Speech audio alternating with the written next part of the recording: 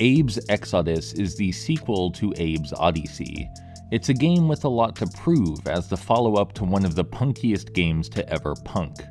Thankfully, Exoddus packs twice the attitude, and with it, twice the hard-hitting commentary on capitalist society. The series' characteristic dark humor is felt everywhere, even in the recap, but it's put to best use in the story proper. Exoddus is a tale of oppression, colonialism, and slavery, much like the first game. The once majestic race of Mudokons is being forced to dig up the bones of their ancestors, which are then used to mass-produce Soulstorm brew. It's as wicked as it sounds. This premise immediately informs us that, even when we die, we're not free from exploitation.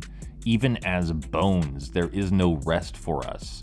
Our capitalist oppressors will continue to relentlessly squeeze the juice from our very corpses to sate their endless hunger for power and affluence. Exoddus cuts far deeper than its broad strokes as well, really digging into the wound to criticize misaimed activism, the willful ignorance of the proletariat, and the ease with which heroes and the righteous are painted as villains by corporate entities. All of it's good stuff, all of it's still relevant, and all of it is remarkably intense. Much like the powerful narrative, the gameplay is heavily invested in doing everything bigger, better, and with loads more depth.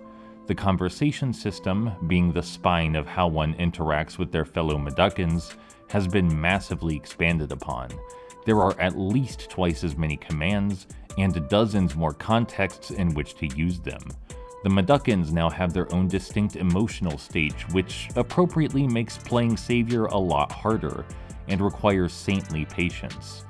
The new interactions even carry over when possessing enemies to solve puzzles, or, well, the boss battles if you want to call them that. On average, everything just requires more thought, and more engagement in the game's universe.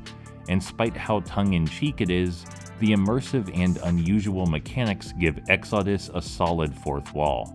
Even beside the fleshed-out conversation system, Exoddus pushes every mechanic as hard as it can, in pursuit of puzzle platforming perfection.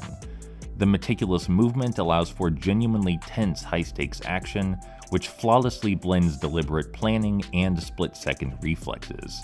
It's not quite heart-stopping thanks to the quick-save feature, but it nearly is. All of this is to say nothing of the sheer variety on display. It is remarkable that, in a game with so much to say, it never feels like it stalls for a breather. The environments are also far more detailed and atmospheric than Oddysee, painting a larger, even viler world than we would have initially imagined, while also lending some much-needed life and character to Mudokon culture. Special shoutouts to the music, which, thanks to some more bombastic instrumentation, create a palpable tension in every appropriate circumstance. A little bit of music goes a long way when establishing a mood, and the style shifts drastically dependent on location. The tribal tones of the Necrom jungle contrast well with the industrial, militaristic horns and whistles of Fico. With the expanded scope and mechanics, the puzzles gaining so much more depth, and the poignant socio-political commentary hitting harder than ever, it's difficult to find a weakness in Exoddus. Abe's Oddysee was a very special game, but Exoddus may well be magnum opus material.